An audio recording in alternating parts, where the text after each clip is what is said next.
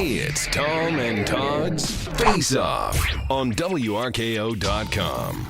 Celtics aren't playing, Bruins, Mets are Mets, Patriots lose 2 in a row. The only team you can count on in this town is Tom and Todd. Yeah, and look how well dressed he is for the occasion of our taping of our weekly internet program. Listen to the biker himself over there with his leather goofball jacket. Nice. Now that there's a face and name behind the Herman Cain sexual harassment allegations, is this the accusation that finally brings down his candidacy? The Hermanator has proved to be the ship that no torpedo can sink.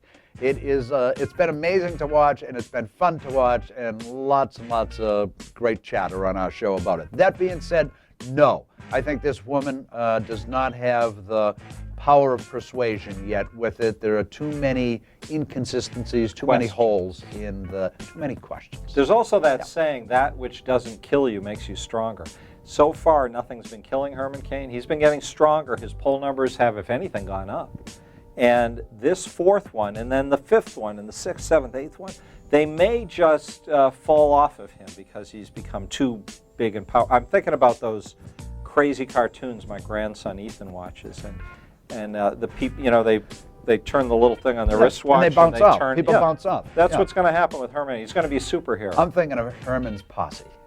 Ron Paul says that we should perhaps befriend Iran and that sanctions are an act of war. Is he crazy, or maybe he's onto something? Well, our official policy with Iran right now is sanctions and mulling over year after year after year whether we should do something a little more aggressive, like blow up Iran or portions thereof.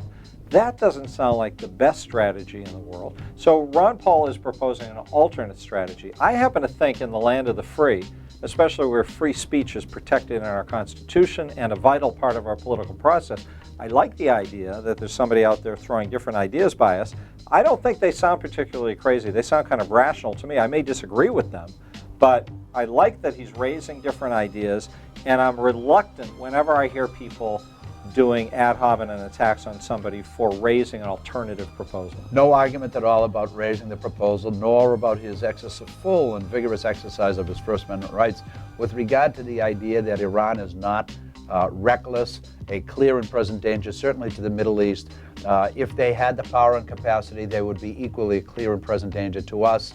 I think you act in a preemptive way. Whether that means a nuclear strike, well. So you want to blow up Iran? Well, Tom has the reasonable position. Let's attack Iran with nukes. Okay, no, I didn't say that. Well, what's the alternative? The alternative is you ramp up and you do a set of extreme sanctions, and you make sure that Russia and China understand the game. Extreme sanctions. That sounds good. Not you can market that to young people, not this kind of kindergarten. Yeah, kindergarten sanctions. That's what we're doing right now. Patty cake. Give me a break.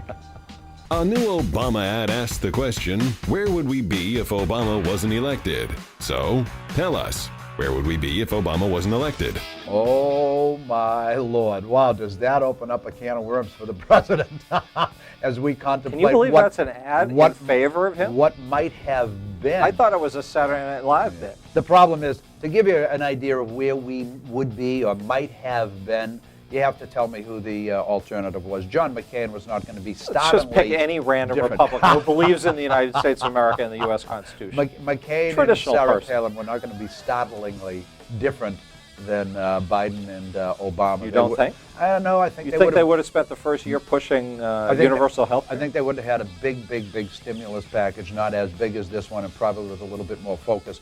Answer no on the health care one. But with McCain on cap and trade, Todd, you never know what he was going to do. His unpredictability, I think, was a big part of his downfall. Well, the big problem here is there's some kind of disintegration of the fabric of America that's going on right now, and people's growing sense that America doesn't work and America is failing. And that's a real crisis. If people don't believe in our institutions anymore and they don't believe in our political ability to solve problems, we are heading for deep trouble. And Barack Obama's legacy thus far has been nothing works. And he was hired as the guy who promised he was going to change the way Washington does business, and the only thing he's done is done extreme Washington, to use that word again. He's the most ruthless, manipulative, lying, contrived, bad president we've ever had. And when a guy comes cruising in on hope and change and themes that are optimistic, and proves to be nothing more than same old, the fall in people's faith, in confidence, in their trust, the fall is dramatic. Give me a kind of a tired old politician, and people's hopes aren't so high, but they know they're going to get, for the most part, and that's what McCain would have been. A compromised Plus guy with a who will work gorgeous things out. Vice President.